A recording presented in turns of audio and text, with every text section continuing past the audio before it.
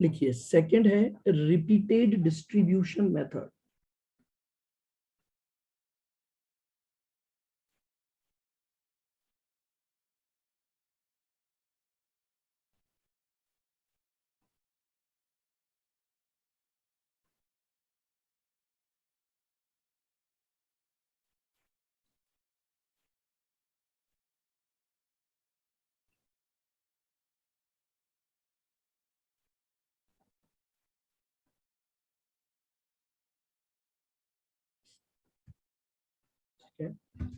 देखिएगा repeated distribution method क्या बोलता है, डिस्ट्रीब्यूशन के मेथड को बार बार रिपीट करो।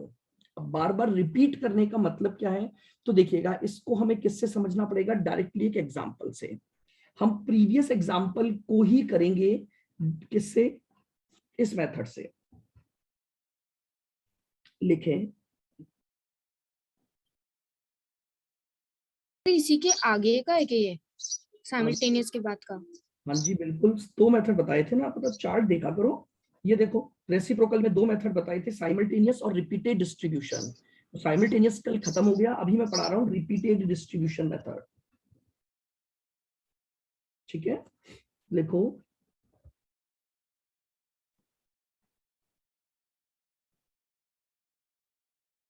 Solve previous example, solve previous example by using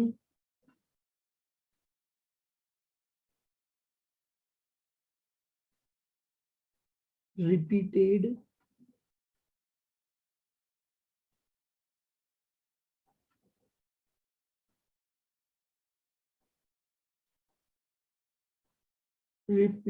distribution method।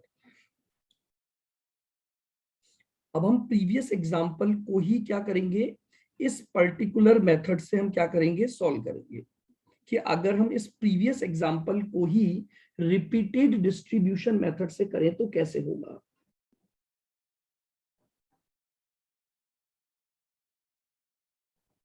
Particulars P1 P2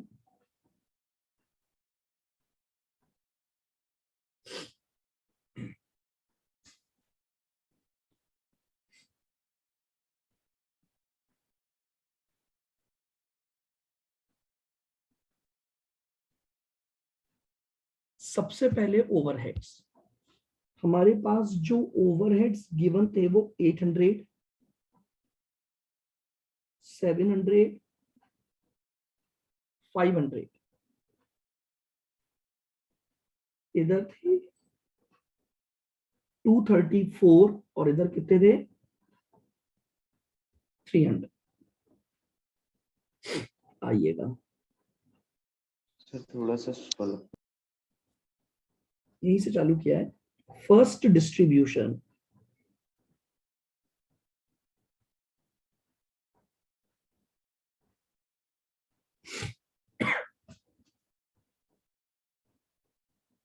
S1 ध्यान से देखिएगा बिल्कुल, S1 के खर्चे दे रखे हैं 234। सबसे पहले S1 के जो गिवन खर्चे हैं उनको गिवन परसेंटेज के बेसिस पर डिस्ट्रीब्यूट कर दो। तो बताइए S1 P1 को कितना दे रहा था, तो S1 जो है वो P1 को दे रहा था 20%, यानी 234 का 20%, तो यहां पर आ गया 47। फिर 234 का 40% वो दे रहा था इसको, तो यहां पर आ जाएगा 94। 234 का 30% यहां दे रहा था तो 70, और यहां 10% तो 23।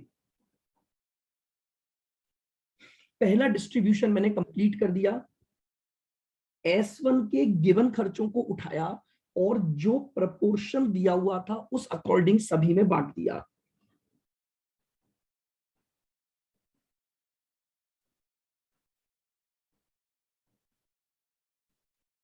Now second distribution S2, S2 के टोटल खर्चे अब हो चुके हैं 323, तो 323 को बांट दो 323 इंटू P1 को S2 ने कितना दिया था 40, तो 323 का 40% यानी 129, तो आपने इसको दे दिया 323 का 20%, 65, यहां भी 65 और यहां पर 64। अब S2 के 0 हो गए, लेकिन S1 में फिर खर्चे आ गए, फिर ये प्रोसेस रिपीट होगा थर्ड डिस्ट्रीब्यूशन।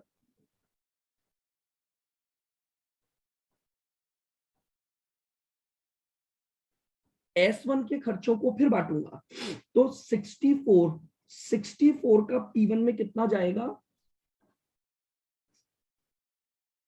P1 का प्रोपोर्शन था 20, 64 का 20% ये आ जाएगा आपके पास एक लाइन स्क्रॉल 13, 64 का 40% 26, 64 का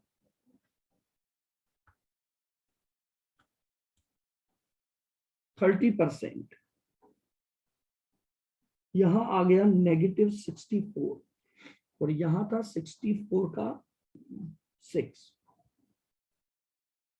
ये आपने थर्ड डिस्ट्रीब्यूशन कर दिया। अब आपके पास S2 में 6 आ गए।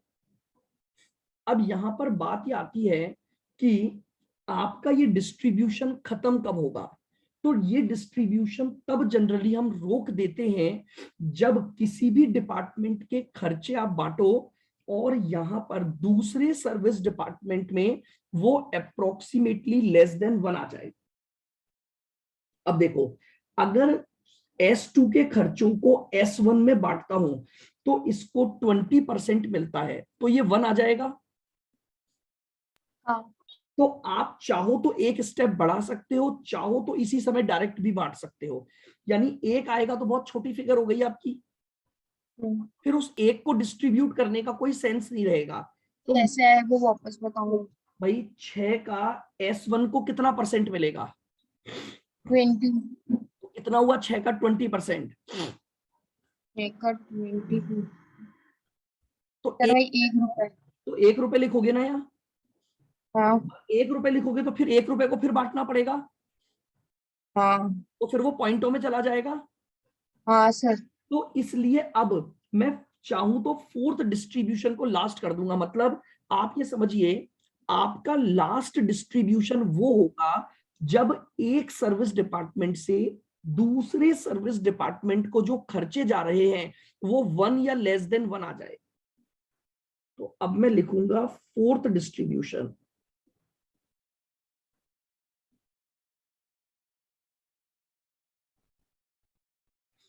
S2। अब मुझे केवल और केवल किस में बांटना पड़ेगा, प्रोडक्शन डिपार्टमेंट में बांटना पड़ेगा। केवल किस में बांटना है, प्रोडक्शन डिपार्टमेंट में बांटना है। तो अब आप इस 6 को कैसे भी बांट सकते हैं बताइए। अगर 6 का 40% था, यहां पर कितना हुआ,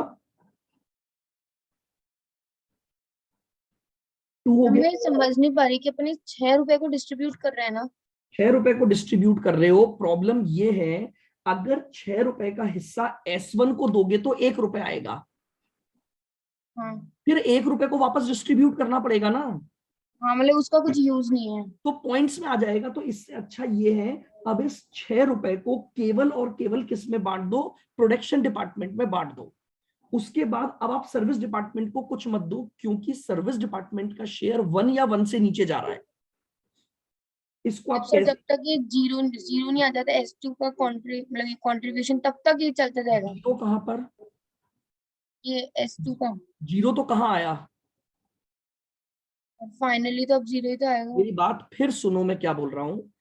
एक सर्विस डिपार्टमेंट का खर्चा जब दूसरे सर्विस डिपार्टमेंट को दोगे तो दूसरे सर्विस डिपार्टमेंट का शेयर अगर 1 या 1 से ज्यादा 1 से कम आता है तो वो आपका लास्ट डिस्ट्रीब्यूशन बनेगा।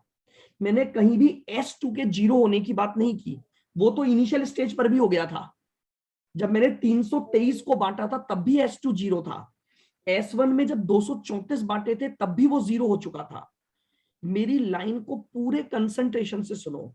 जब मैं किसी भी सर्विस डिपार्टमेंट का खर्चा दूसरे सर्विस डिपार्टमेंट को दूंगा, तो मैंने जब S1 का S2 को दिया तो ये तो मोर देन 1 है ना, हाँ, तो अभी एक स्टेप और लगेगी। अब मैंने बोला कि अगर S2 का खर्चा S1 में बांटूंगा तो 1 रुपया आएगा।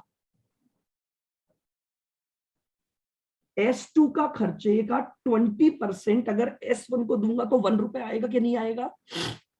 आएगा सर। तो अब मैं नहीं बांटूंगा, ये मेरी लास्ट स्टेप होगी। और लास्ट स्टेप में जितने भी सर्विस डिपार्टमेंट के खर्चे हैं वो केवल प्रोडक्शन डिपार्टमेंट में बांट दो, क्वेश्चन खत्म हो जाएगा। बस this is called repeated distribution method. मैं बार बार एक ही प्रोसेस रिपीट कर रहा हूं। मैंने पहले S1 के खर्चे बांटे तो S2 में मिले, फिर S2 के खर्चे बांटे फिर S1 को मिल गए, फिर S1 के खर्चे बांटे फिर S2 को मिल गए। इस तरह से बार बार मैं सर्विस डिपार्टमेंट के खर्चों को क्या कर रहा हूं, डिस्ट्रीब्यूट कर रहा हूं। इसीलिए इसे हम क्या बोल रहे हैं, रिपीटेड। पहले S1 बांटा, अभी तक के जितने भी क्वेश्चन थे उसमें एक ही बार बांटते थे आप केवल, हाँ, लेकिन यहां रिपीट कर रहा हूं डिस्ट्रीब्यूशन को, इसीलिए इस मेथड का नाम क्या पड़ा, रिपीटेड डिस्ट्रीब्यूशन मेथड पड़ा। क्योंकि यहां पर मैंने S1 के खर्चे बांटे तो S2 को मिले, S2 के बांटे तो फिर S1 को मिले, फिर S1 के बांटूंगा तो फिर S2 को मिलेंगे। बस ये समझो रोकना कहां पर है, रोकना उस समय पर है जब सर्विस डिपार्टमेंट के खर्चों का शेयर दूसरे सर्विस डिपार्टमेंट को मिल रहा है और वो 1 या 1 से कम हो रहा है तो रोक दो बस।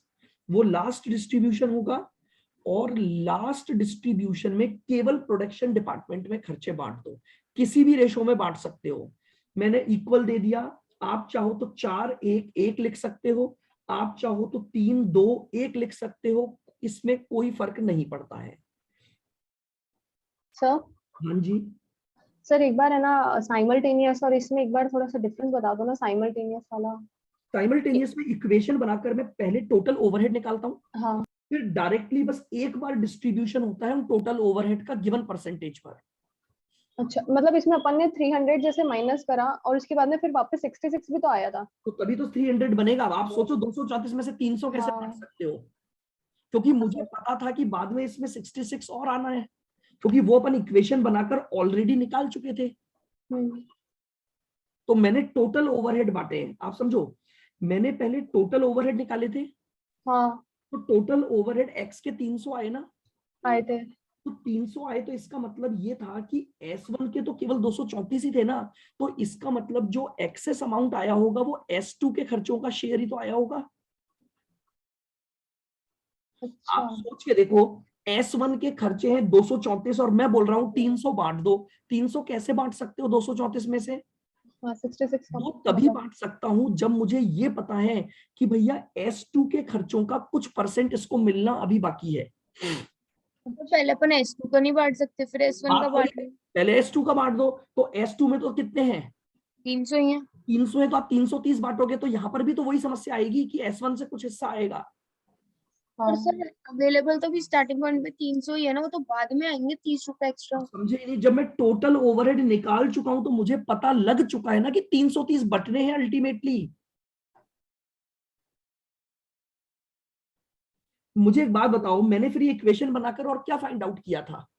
टोटल ओवरहेड्स निकाले थे अपन। टोटल ओवरहेड का मतलब क्या था, खुद के खर्चे प्लस दूसरे से जो मिलेंगे वो खर्चे भी आ गए ना। हाँ, तो बस टोटल खर्चे बांट दूंगा ना मैं ऑटोमेटिकली, क्या दिक्कत है इसमें? हाँ सर आ गया। अल्टीमेटली तो वही आ गया ना, टोटल 330 ही बटा है आपका। लेकिन यहां पर मुझे टोटल ओवरहेड नहीं पता, अच्छा इसलिए वही बांटा है। यहां पर मेरे पास जो है मैं वही बांट रहा हूं, मुझे टोटल ओवरहेड मैंने निकाले ही नहीं, कैसे बताऊं कि टोटल ओवरहेड क्या है मेरे? तो रिपीटेड डिस्ट्रीब्यूशन बोलता है कोई बात नहीं, जितने खर्चे पता है वो तो बांट सकते हो ना। हाँ, फिर जब खर्चे दोबारा आ गए तो फिर बांट दो। फिर आ गए तो फिर बांट दो, इस तरह से बांटते रहो बार बार। इस डिस्ट्रीब्यूशन प्रोसेस को रिपीट करते रहो, इसीलिए इसे रिपीटेड डिस्ट्रीब्यूशन मेथड बोला।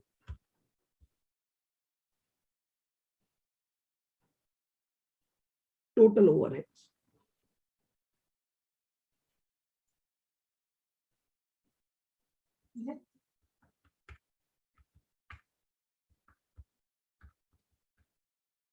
कितना आ गया? 991, 700 प्लस 94, 65, 26 और 2, 887, 500 656 प्लस 70, 656। अल्टीमेटली मेरा जो ऑब्जेक्ट है ना वो ये है, सर्विस डिपार्टमेंट के जीरो हो जाने चाहिए बस। अब थोड़ा सा एनालाइज करो मेथड्स को बस। रेसिप्रोकल मेथड में दो अलग अलग मेथड हैं। पहला मेथड तो ये बोलता है कि पहले इक्वेशन बनाकर टोटल ओवरहेड्स निकाल लो। टोटल ओवरहेड का मतलब क्या होता है? अगर मैं टोटल ओवरहेड की बात कर रहा हूं तो पहले टोटल ओवरहेड का मीनिंग समझो।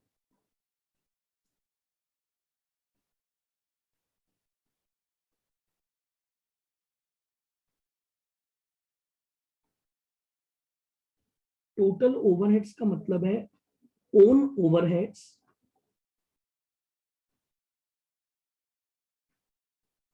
प्लस शेयर फ्रॉम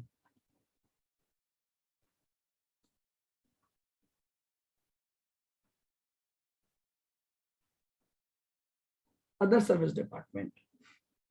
अब जब मेरे पास टोटल ओवरहेड की इक्वेशन सॉल्व करके एक्स और वाई की वैल्यू आ गई तो मुझे ये तो पता लग ही गया ना कि इस 300 में क्या है। इस 300 में मेरे खुद के खर्चे हैं एज वेल एज दूसरे डिवीजन के भी खर्चे हैं। तो मैंने डायरेक्टली टोटल ओवरहेड बांट दिए। अभी यहां नेगेटिव हो गया, कोई बात नहीं है, बाद में सही हो जाएगा। फिर मैंने S2 के ओवरहेड उठाए और वापस बांट दिया, तो अल्टीमेटली S1 और S2 तो जीरो हो गए और जिनको जो शेयर मिलना था वो मिल गया। लेकिन सेकंड मेथड ये बोल रहा है कि आपने टोटल ओवरहेड तो निकाले ही नहीं है अभी। अब जब टोटल ओवरहेड निकाले ही नहीं है तो टोटल ओवरहेड बांटोगे कैसे? तो कोई बात नहीं, आप अपने डिस्ट्रीब्यूशन को नॉर्मल वे में कंडक्ट करो। S1 के 234 बांट दो। अब S2 में 300 तो थे ही, 23 और आ गए। अब 323 को बांट दो। 323 को जब बांटोगे तो फिर यहाँ 64 आ गया, तो फिर 64 को बांट दो। तो फिर यहाँ 6 आ गया, तो अब इस 6 को बांट दो। रिपीट करो। जैसे जैसे सर्विस डिपार्टमेंट में दूसरे सर्विस डिपार्टमेंट के एक्सपेंसेस का शेयर आएगा, वैसे वैसे आप बार बार डिस्ट्रीब्यूशन करते जाओ। इसीलिए इसे रिपीटेड डिस्ट्रीब्यूशन मेथड बोला गया। सर इसमें वो वन वाली लाइन लिखवा दो ना, मतलब ये कि देखो, हाँ सर, वो एक बार शो कर दो। क्या कर दूं? अभी आपने ऊपर एक बार लिखा था टोटल ओवर हेड्स का क्या आगे, वो बस दिखा दो। ये होते हैं खुद के ओवरहेड प्लस शेयर। ठीक है sir.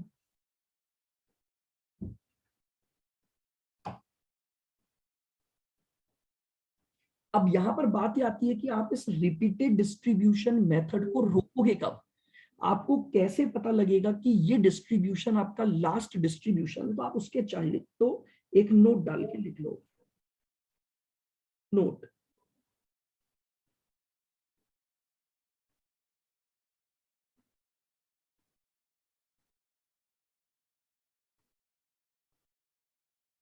How to identify last distribution.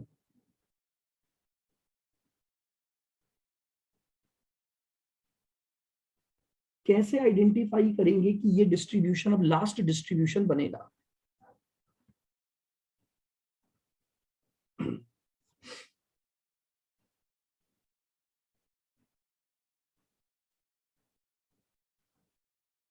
whenever share of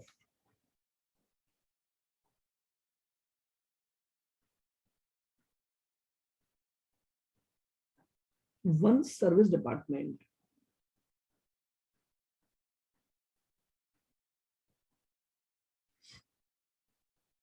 whenever share of one service department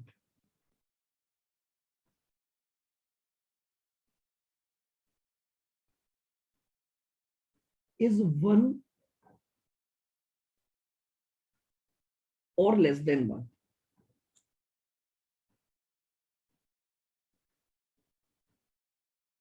then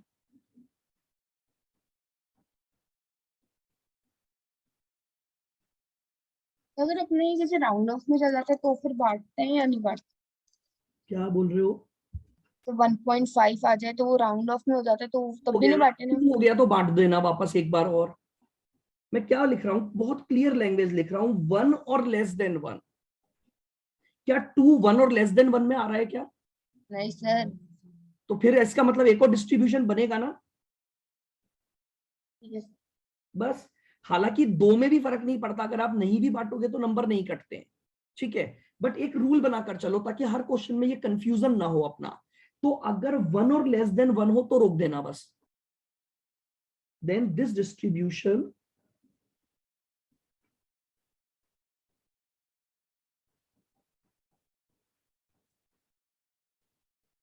will be the last distribution.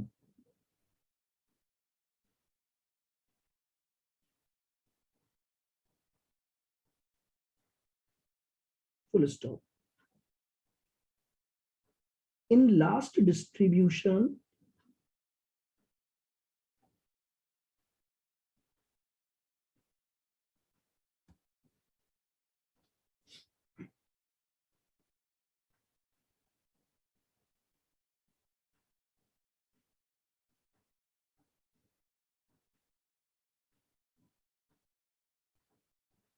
expenses should be a portion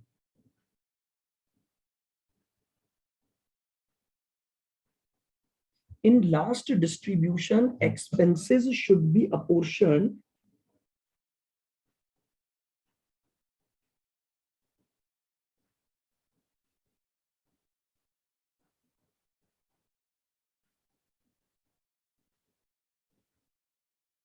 only between production departments.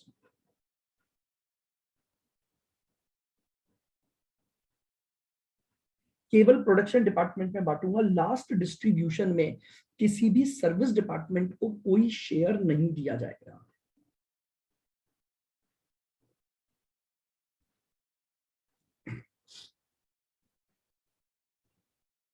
बोलिए, यहां तक का point clear है? बिल्कुल।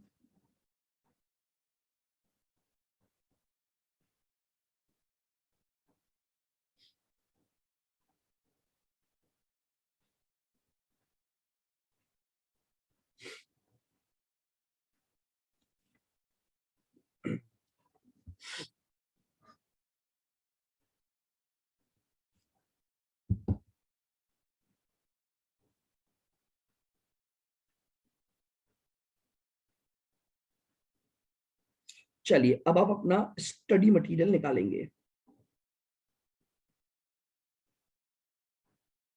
हम इन्हीं बातों को बार बार रिपीट करेंगे, इन मेथड से कैसे क्वेश्चन सॉल्व होते हैं हमारे पास।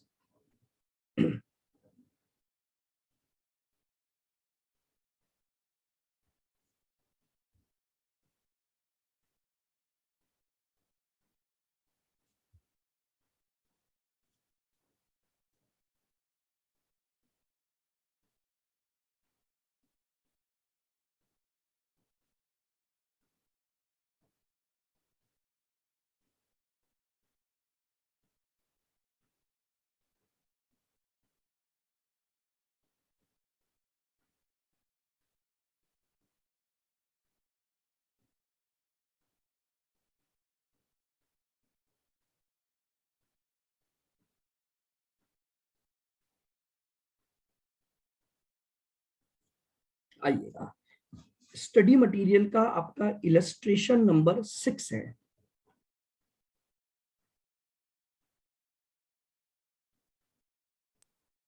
नंबर क्या है और कौन सा question? CMA study material illustration number 6। Page number 164 पर आपके पास स्टडी मटेरियल का पेज नंबर 164।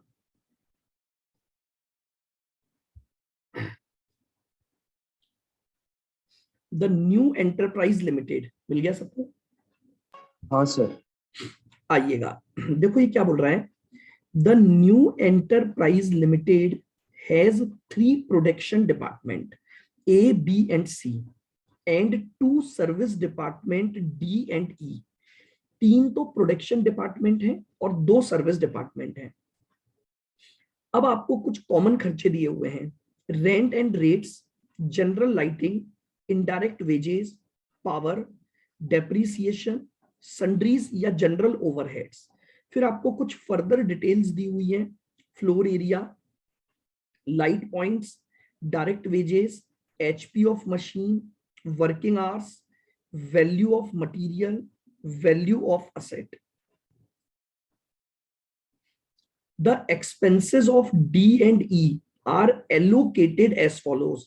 D के खर्चों का प्रपोर्शन दे रखा है, E के खर्चों का प्रपोर्शन दे रखा है, ठीक है।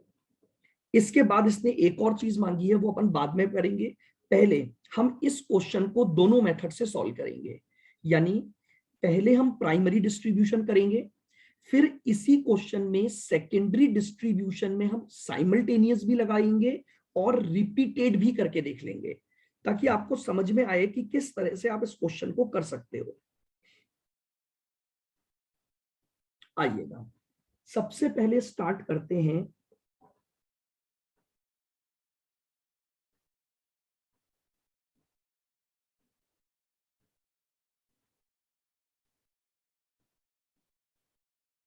स्टेटमेंट शोइंग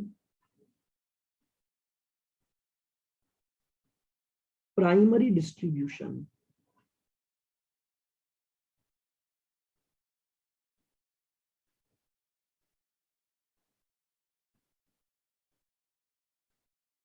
पहला कॉलम होता था item of overheads,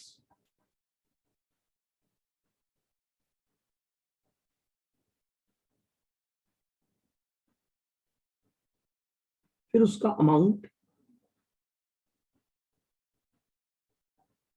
basis of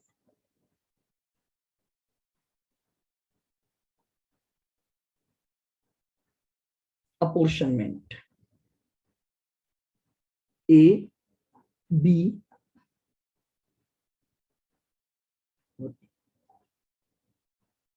ABC तो है आपके प्रोडक्शन और ये है आपके सर्विस। ये लीजिए, हमने प्राइमरी डिस्ट्रीब्यूशन के लिए चार्ट बना दिया। आइएगा, पहला खर्चा दे रखा है रेंट एंड रेट्स।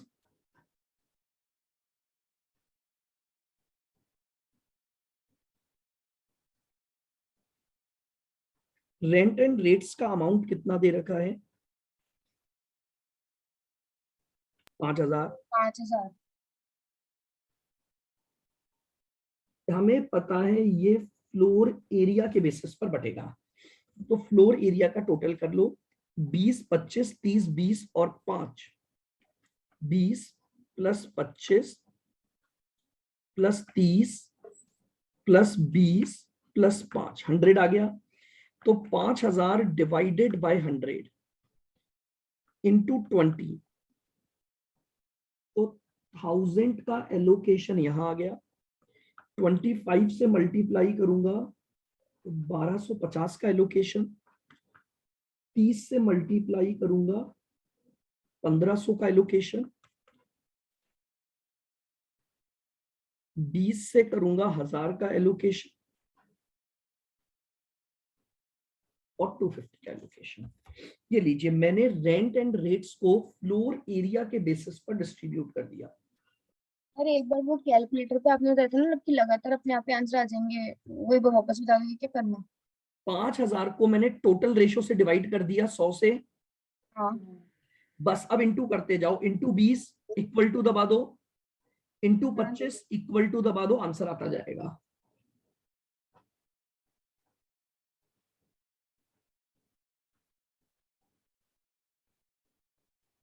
लाइटिंग का खर्चा बताइए। लाइटिंग के खर्चे के लिए आपको लाइट पॉइंट्स दिए हुए हैं।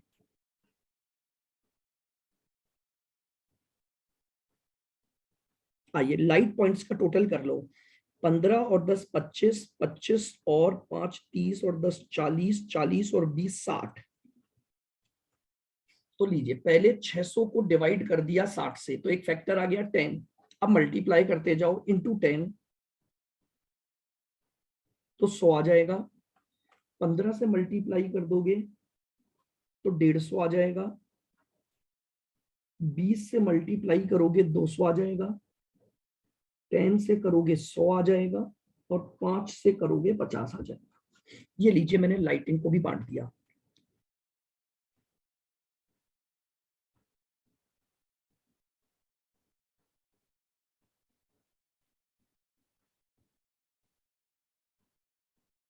नेक्स्ट खर्चा है इनडायरेक्ट वेजेस। इनडायरेक्ट वेजेस का अमाउंट दे रखा है 1500। इसका रेशियो बनेगा डायरेक्ट वेजेस।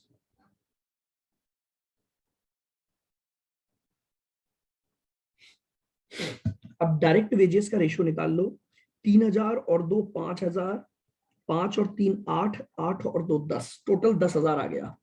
तो 1500 डिवाइड बाय 10,000, 0.15 फैक्टर आ गया, इंटू 3000, तो ये आ गया 450। 2000, तो ये आ गया 300। फिर 3000, ये आ गया 450। 1500,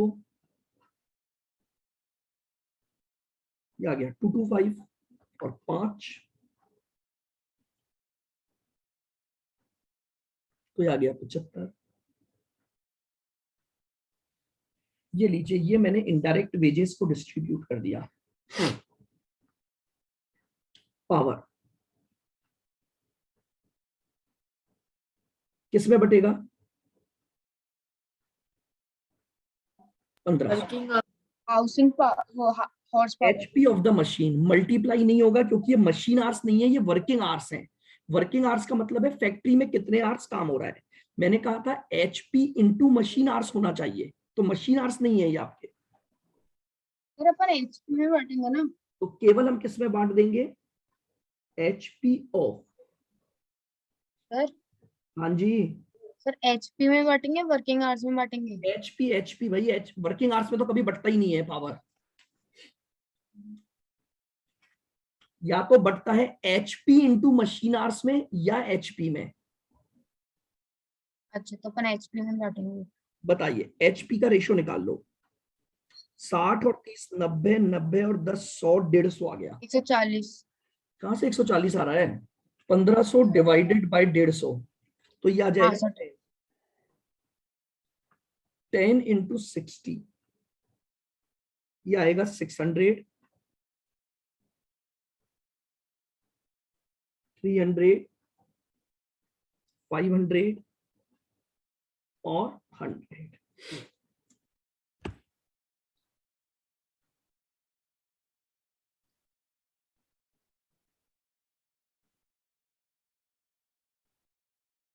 depreciation on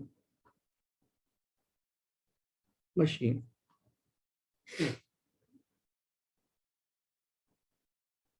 sir indirect wages direct wages में क्यों बटा? देखो ऊपर लिखवाया हुआ है मैंने रेशियो। इसका रेशियो यही होता है इनडायरेक्ट वेजेस का। डायरेक्ट वेजेस, इनडायरेक्ट मटेरियल का डायरेक्ट मटेरियल। ठीक है सर। डेप्रीसिएशन ऑन मशीन कितना दे रखा है? 10,000। बताओ डेप्रीसिएशन किस में आएगा? वैल्यू ऑफ असेट में।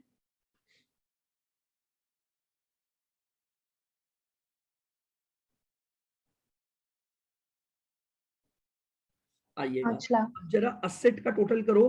तो 1 20 और 1 60, 2 80, 2 80 और 20, 2 लाख और 2 लाख अलग, 4 लाख। तो टोटल 4 लाख की मशीनें हैं। तो 10,000 डिवाइडेड बाय 4 लाख, तो एक फैक्टर आ गया, इंटू 120 कर दूंगा, तो ये आ गया 3000 का खर्चा, इंटू 160 कर दूंगा तो आ गया 4000 का खर्चा, 2 लाख से मल्टीप्लाई कर दूंगा। सर ये 5 लाख नहीं आ रहा वैल्यू ऑफ एसेट? अच्छा 5 आ गया, सॉरी, हाँ 5 आ गया, सॉरी। तो 5 से कर देते हैं, 10,000 डिवाइडेड बाय 5 लाख इंटू 1/20, तो ये 2400 आ जाएगा। हाँ 3200।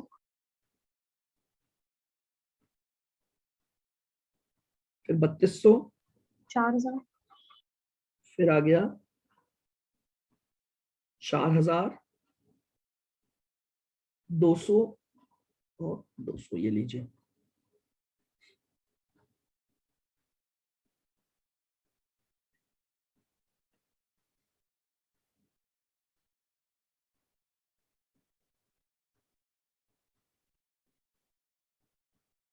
आ जाइए सन्ड्रीज।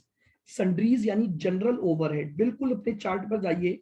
मैंने जनरल ओवरहेड के लिए आपको बताया था कई सारे बेसिस होते हैं आपके पास।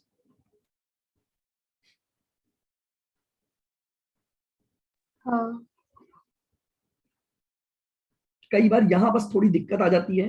देखिएगा, जनरल एक्सपेंसेस, जनरल एक्सपेंसेस के लिए मुझे क्या लेबर आवर्स कहीं क्वेश्चन में दिखाई दे रहे हैं क्या? लेबर आवर्स के नाम से होना चाहिए। नहीं सर। नहीं है। नहीं। क्या वेजेस कहीं दिखाई दे रही है क्या? नहीं सर। है सर डायरेक्ट वेजेस। देखना पहले, आप वेजेस दे रखी है आपको, डायरेक्ट हाँ है। तो वेजेस के रेशो में बांट दो, आगे नहीं जाऊंगा।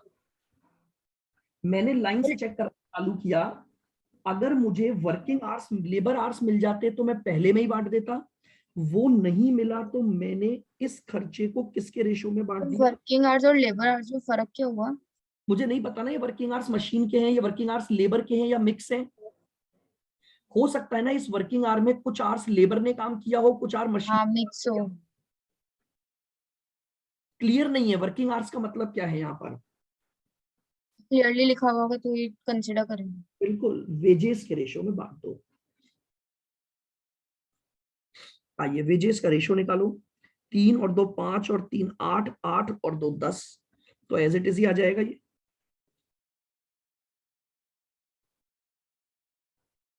3000, 2000, 3000 और 500।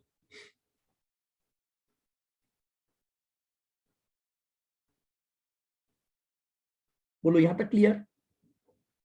हाँ सर। इसके बाद एक दे रखी है डायरेक्ट वेजेस। ये मैंने आपको चार्ट में दिखाया था। दो ऐसे खर्चे हैं, डायरेक्ट वेजेस और डायरेक्ट मटेरियल, जो प्रोडक्शन में तो नहीं आते, जो प्रोडक्शन में तो आप नहीं लिख सकते, लेकिन अगर सर्विस डिपार्टमेंट में कोई भी वेजेस लग रही है या कोई भी मटेरियल लग रहा है तो वो प्योरली सर्विस से रिलेटेड होगा, प्रोडक्शन से रिलेटेड नहीं हो सकता। तो हमेशा ये 2 पॉइंट ध्यान रखना, एग्जाम में यही पॉइंट मिस हो जाते हैं। आप ऊपर अपने चार्ट में जाओ, वहां मैंने लिखा भी होगा। हाँ sir, related to service department. केवल related to service department directly आ जाएगा। बताओ सर्विस डिपार्टमेंट की डायरेक्ट वेजेस कितनी दी हुई है? जनरली एग्जाम में ये खर्चा लिखना हम भूल जाते हैं क्योंकि ये नीचे दे रखा होता है, डायरेक्ट वेजेस और डायरेक्ट मटेरियल। तो रीड क्वेश्चन केयरफुली, अगर वेजेस और मटेरियल दिख जाए तो वो एक्चुअल उठाओगे, और एक्चुअल भी केवल और केवल सर्विस डिपार्टमेंट का उठाओगे आप। प्रोडक्शन सर्विस डिपार्टमेंट का तो सर 2000 ही है। क्या? 2000 ही हुआ ना, 1500 और 500। हाँ तो लिख दिया ना मैंने 1500 और 500।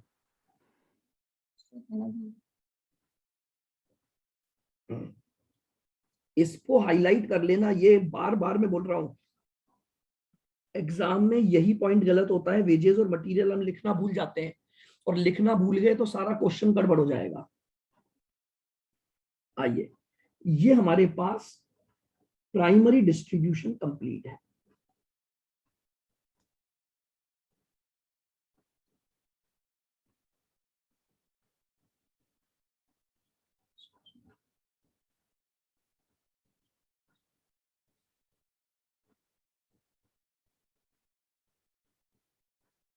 सर मटेरियल मटेरियल घटेंगे, कहाँ है मटेरियल है क्या? वैल्यू ऑफ मटेरियल है ना वो कहाँ है भाई? डैश लगा हुआ है, देखो तो सही। सर, दोनों में नहीं गिना। क्या बोल रहे हो दीदी? दोनों में डैश है ना, वैल्यू ऑफ मटेरियल। हाँ हाँ, दोनों में डैश, हाँ, हाँ उनके अगर लिए नहीं। अगर मटेरियल होता तो मैं वो भी लिख देता, सर्विस डिपार्टमेंट में होता तो ओवरहेड एज पर, उसको भी सिर्फ सर सर्विस में लिखता केवल सर्विस डिपार्टमेंट में। ये दो अमाउंट ध्यान रखना, मैंने वहां चार्ट में भी लिखवाया था, वहां आप हाईलाइट कर लो, वहां अंडरलाइन कर लो कि डायरेक्ट वेजेस और डायरेक्ट मटेरियल अगर क्वेश्चन में गिवन है, तो अगर वो सर्विस डिपार्टमेंट में गिवन है तो उनको एज इट इज आप सर्विस डिपार्टमेंट में लिख दोगे। टोटल लगा दो ओवरहेड्स का, 7550 7550 7200 9650 4625 4625। 1575। ये लीजिए, बताइए क्या प्राइमरी डिस्ट्रीब्यूशन क्लियर है? बिल्कुल हाँ सर। हाँ सर। ठीक है।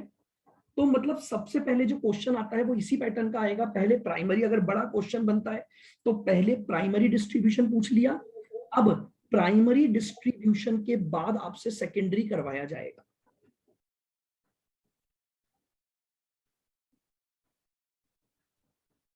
सर कितनी देर में हो जाना चाहिए अपने